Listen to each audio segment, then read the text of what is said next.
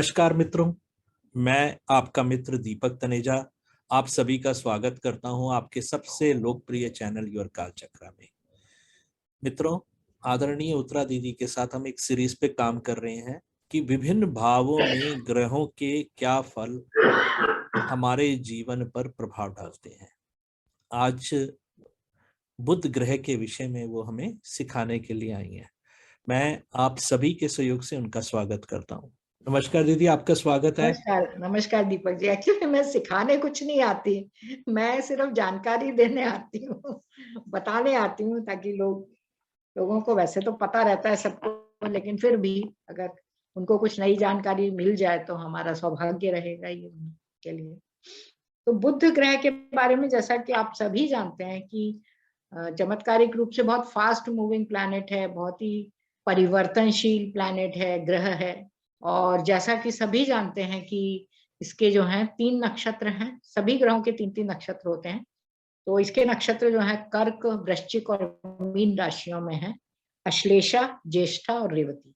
तो इन नक्षत्रों में यदि कोई ग्रह रहता है, कोई भी ग्रह XYZ, और फिर बुध जो है लग्न पर रहता है तो भी, और बुध स्वयं लग्न पर रहता है तो भी, वो ग्रह भी और बुध स्वयं भी अपनी दशाओं अंतर्दशाओं में किस प्रकार के फल देते हैं, ये आज हम थोड़ी सी चर्चा करना चाह रहे हैं। तो इसमें अगर लग्न पर बुध आता है सबसे पहले, तो व्यक्ति, हालांकि सेकंड हाउस वाणी का स्थान है, लेकिन यदि लग्न पे बुध होता है तो भी व्यक्ति जो है बोलने में, बातचीत करने में बहुत ही होशियार रहता है, चतुर जिसको हम बोलते हैं, वाक चातुर्यता उसमें कूट कूट कर भरी रहती है। हर बात को किस तरह से करना है, किस तरह से संभालना है, वो बहुत अच्छा जानता है। इसके अतिरिक्त उसको शिक्षा के प्रति भी रुझान रहता है, बुद्धिमान बहुत होता है, इंटेलिजेंट बहुत ज्यादा होता है, तेज दौड़ती है उसकी बुद्धि भी, और हर चीज की जानकारी रखना चाहता है कि अच्छा, चाहे वो मास्टर ना बन पाए लेकिन वो हर चीज, हर क्षेत्र में उसको ज्ञान प्राप्त करने की जो इच्छा रहती है वो रहती है। खगोल शास्त्र और ज्योतिष शास्त्र दोनों में उसको बहुत रुचि रहती है, गणित में भी रुचि रहती है खास तौर से। तो इसीलिए फिर वो इंजीनियरिंग जैसे सब्जेक्ट्स भी हैं, यदि मंगल भी उसके साथ संबंध कोई बनाता है कुंडली में, तो इंजीनियरिंग जैसे विषय भी वो पढ़ सकता है। इसके अतिरिक्त उसकी थोड़ी रीडिंग हैबिट्स भी रहती है, पढ़ता रहता है कुछ ना कुछ, कहीं भी जो भी मिल जाए उसको पढ़ने की आदत रहती है। हाँ, परिवर्तनशील उसका नेचर रहता है, चेंजफुल नेचर रहती है, और कुछ कुछ ग्रहणशीलता जो रहती है, ग्रास्पिंग पावर जिसको हम कहते हैं, वो बहुत जबरदस्त रहती है। किसी भी नई चीज को वो फटाफट ग्रहण कर लेते हैं उसको, और इसी से उनकी कल्पना शक्ति भी बहुत बढ़ी चढ़ी रहती है, और उनको यात्राएं करने का भी बहुत शौक होता है। लग्न पर बुध हो तो चलो छोटी छोटी यात्राएं ही करेंगे, आज यहाँ कल यहाँ, मतलब एक बार में वो 10 बार घर से जा सकते हैं बाहर, आसपास निकल निकल कर घर की एक एक चीज को 10 बार जब खरीद कर लाने के लिए वो निकल सकते हैं, उनको परेशानी नहीं होती। इस तरह का उनका नेचर रहता है। अब आ जाता है सेकंड हाउस। बुध यदि सेकंड हाउस में होता है, जो मैंने नियम शुरू पे बताए वो हर जगह लागू होंगे। तो व्यक्ति को, ऐसे व्यक्ति को ज्ञान बांटने से या अध्यापन करने से लाभ होता है ना। इसके अतिरिक्त जितने भी बोलने के काम हैं उनसे वो धन लाभ कमा सकता है, जिनमें वो बोलकर, स्पीचेस देकर, स्पीकर बन के, जहां भी ऐसा इस तरह के काम होते हैं, एंकरिंग करना भी उसके अंतर्गत आता है, तो उनसे वो धन लाभ कमा सकता है। इसके अतिरिक्त जो है, वो अगर स्टोर वगैरह जो होते हैं, खाने पीने की चीजों के स्टोर वगैरह खोलकर वो भी रख सकता है। खूब बातूनी होता है वो, और खूब बातें करता है, खुल के बातें करना, उसको बात किए बिना चैन नहीं पड़ता, और हमेशा खुश मिजाज है, और हंसी मजाक की बातें भी वो करता है, सबको हंसाने के लिए, खुद भी खुश रहता है और सामने वालों को भी खुश रखने की कोशिश करता है। वो इस तरह का उसका नेचर रहता है। अब आता है थर्ड हाउस। थर्ड हाउस में जो है वो छोटी छोटी यात्राओं का बहुत शौकीन होता है। तीसरे घर में अगर हो, विचार भी उसके खुले रहते हैं, ठीक है। रीडिंग की तो हैबिट हमने आपको बता ही दी है, और थोड़ा सा वो, अगर उसको इनकम होती है या शौक होता है, तो वो लेखन या कमीशन से उसको लाभ मिल सकता है, लिखने से। अगर वो धन भाव से भी किसी भी तरह से जुड़ता है, या फिर वो एडवर्टाइजिंग एजेंसी में काम कर सकता है, उनसे जुड़ सकता है, या न्यूज़पेपर में या प्रिंटिंग प्रेस में, इन सब से जुड़कर वो अपना आगे काम चला सकता है। उसका मेंटली वो काफी डेवलप माना गया है, मानसिक रूप से, और स्वास्थ्य भी अच्छा रहता है कुल मिला के। इस तरह से थर्ड हाउस में यदि बुध होता है, और छोटी छोटी यात्राओं का तो वो शौकीन होता ही है। अब आ जाता है चौथा भाव। चौथा भाव में जो है, पढ़ने का शौकीन, पढ़ाने का भी शौकीन, और अच्छी शिक्षा, ज्ञान अर्जन करने का बहुत शौकीन रहता है वो। उसका स्वास्थ्य भी अच्छा माना गया है, अगर वो अच्छे भाव से जुड़ा हुआ है तो माता का स्वास्थ्य भी अच्छा माना गया है, और माता भी बड़ी खुश मिजाज और हंसी मजाक करने वाली ऐसी होती है। और इसके अतिरिक्त पारिवारिक जीवन भी जो है सुखद रहता है। एक चीज और हमने थर्ड हाउस के बारे में ये बताई कि नए नए दोस्त बनाने की उसको बहुत खुश वो रहती है, इंटरेस्ट, रुचि रहती है। दोस्त भी उसके बदलते रहते हैं, परमानेंट स्थायी नहीं होते। और इसके अतिरिक्त घर भी बदलने की उसकी प्रवृत्ति रहती है थर्ड हाउस में यदि बुध होता है तो। और माँ जो है काफी बुद्धिमान रहती है, और वाहन बदलने का भी उसको थोड़ा शौक रहता है कि वाहन भी मैं अलग अलग तरह के नए नए बदल, गाड़ी घोड़े वगैरह। पंचम आता है, अब पंचम भाव आता है संतान के लिए, है कि संतान बहुत बुद्धिमान और बातूनी हो सकती है, इंटेलिजेंट हो सकती है, और व्यक्ति के एक से अधिक दोस्त, प्रेम संबंध या जान पहचान ये सब हो सकते हैं। बच्चे भी काफी बातूनी हो सकते हैं। यदि यहाँ पर ऐसा है कि बैरन साइन हो, जैसे मेष, सिंह, मिथुन या कन्या, ये बांझ राशियां कहलाती हैं, इनमें बुध होता है, और बुध संतान का कारक बनता है, और उसकी दशा अंतरदशा भी उस समय चले तो संतान होने में दिक्कत होती है बुध की। कोई ग्रह यदि उसको देख रहा होता है या उसके साथ होता है तो उसके जो दोष हैं वो फिर थोड़े कम हो जाते हैं। वो फिर हमें नक्षत्र भी देखना पड़ता है। इसके अतिरिक्त परेशानियां बीच बीच में आ सकती हैं। संतान मेहनत करता है और सफलता प्राप्त करता है, और अगर संतान हो रही होती है उसके, तो वो अनेक संतान, एक से अधिक, तो ये हम मान सकते। अब आता है छठा भाव। छठे भाव में यदि बुध होता है तो छोटे मोटे झगड़े, मतभेद श्रमिकों के साथ हो सकता है, थोड़ी सी उनके साथ दिक्कत हो जाए। और हाइजीन मतलब स्वास्थ्य को इस तरह से अच्छी तरह हम मेंटेन करके रखें, इसके ऊपर वो थोड़ी जानकारियां प्राप्त करने की कोशिश करता है। केमिस्ट्री या मेडिसिन की पढ़ाई करना चाहता है। पढ़ाकू तो होता है, मैंने कहा ही सही, काम भी अधिक करता है, और कभी इतना ज्यादा वो पढ़ते रहना चाहता है कि उसका नर्वस ब्रेकडाउन भी होने लग जाता है, बहुत ज्यादा उसमें घुस जाता है। पेट की गड़बड़ी उसको हो सकती है, खाने पीने से जुड़ी हुई पेट की जो समस्या है उसमें दिक्कत आ जाती है। छठा भाव जो है हमारी मामाओं का भी है, हमारी माँ के छोटे भाइयों का, तो उनसे कुछ कुछ प्रॉब्लम हो सकती है। और यदि मुकदमे वगैरह हुए तो उसमें अगर बुध अकारक बन पड़ रहा है तो उसमें हानि होने की संभावना भी रहती है। और बुध चूंकि मिथुन राशि का भी कारक है, और मिथुन राशि हमारे हाथों की है, मतलब अधिकार रखती है, तो हाथों में या उंगलियों के जो पोर होते हैं किनारे, उनमें कुछ कुछ दिक्कतें हो सकती, पोर जो होते हैं ये जो कहलाते हैं उंगलियां, हाथ है। अब आ जाता है हमारा सेवेंथ हाउस। तो सेवेंथ हाउस में यदि बुध होता है तो एक तो विवाह के समय थोड़ी सी समस्या आती है, और वो इस तरह की आती है कि व्यक्ति जो है एक से अधिक उसके पास प्रपोजल आते हैं, और वो निर्णय नहीं ले पाता है जब शादी होती है, या एक से अधिक विवाह के योग भी बनाता है, ये भी होता है किसी न किसी कारण से। और जो जीवन साथी है, पार्टनर, वो ज्यादा बुद्धिमान हो सकता है, और कभी कभी उसके कारण पारिवारिक जीवन जो अव्यवस्थित हो सकता है।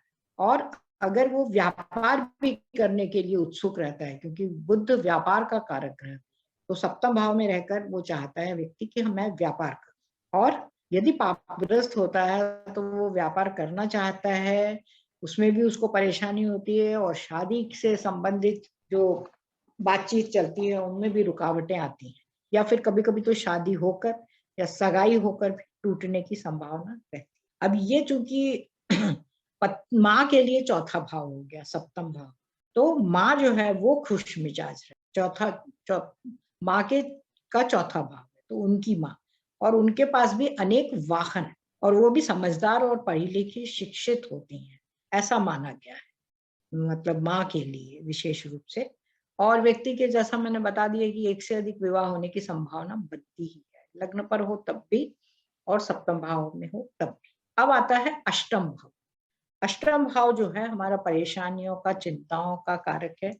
और इसके अतिरिक्त एक तो ये होता है कि सेकेंड हाउस में भी यदि बुध होता है तो व्यक्ति खूब बातें करता है। तो यदि एट्थ हाउस में बुध होता है तो पार्टनर या उसके बिजनेस पार्टनर्स बहुत बातूनी होते हैं, बहुत बोलते रहते हैं, चुप नहीं रहते हैं।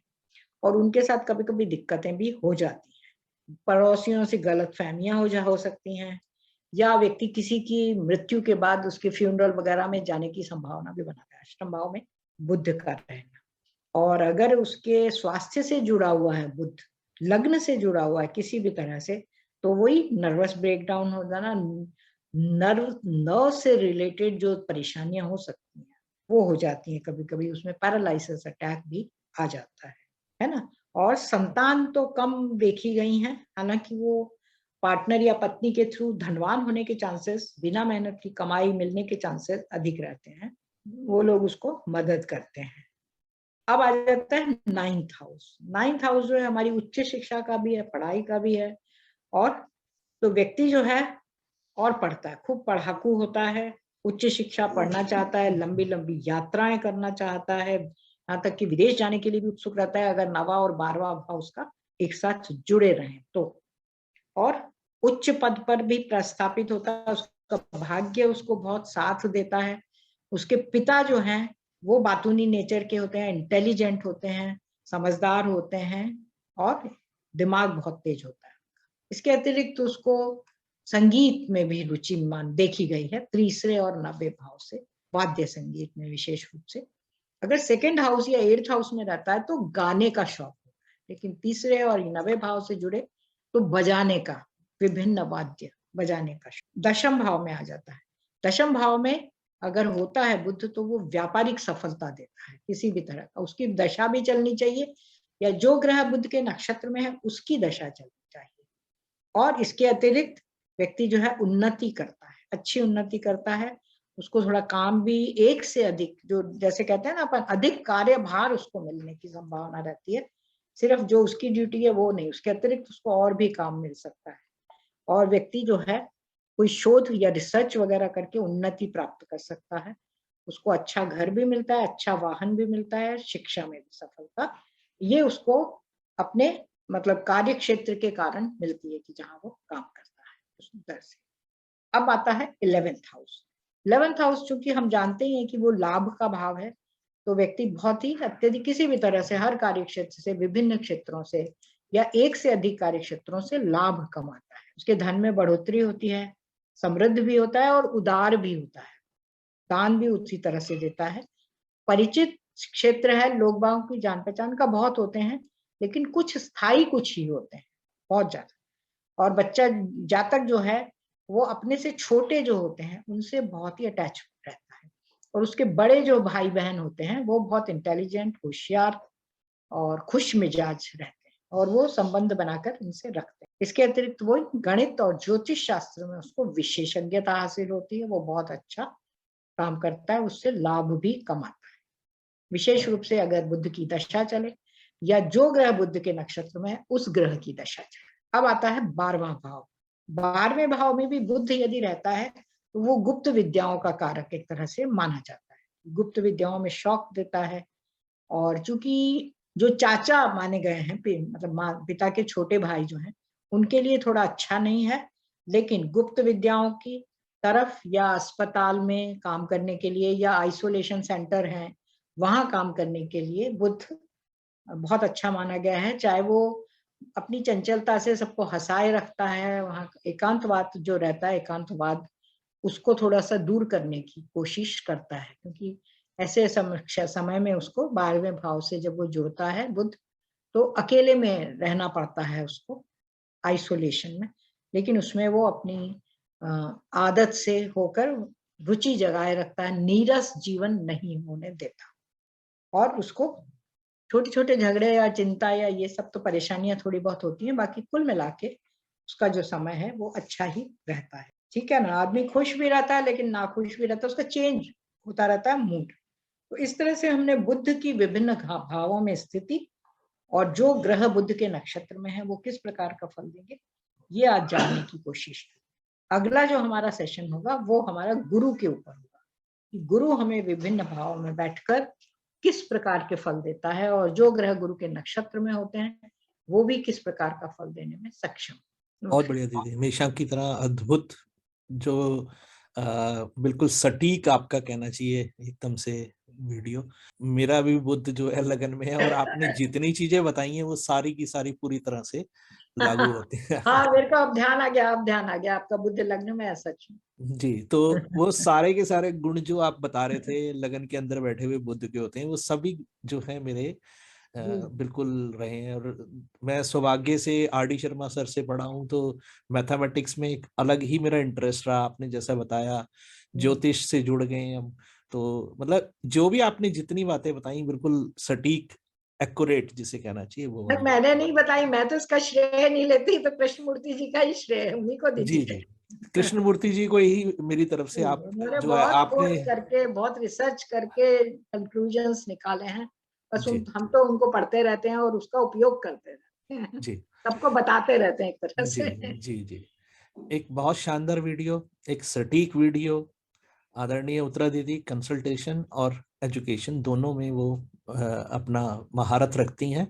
तो आप में से जिसको भी कंसल्टेंसी या एजुकेशन से संबंधित कोई बात करनी है, आदरणीय उत्तरा दीदी को डायरेक्टली अप्रोच कर सकते हैं। इसी के साथ नमस्कार, धन्यवाद।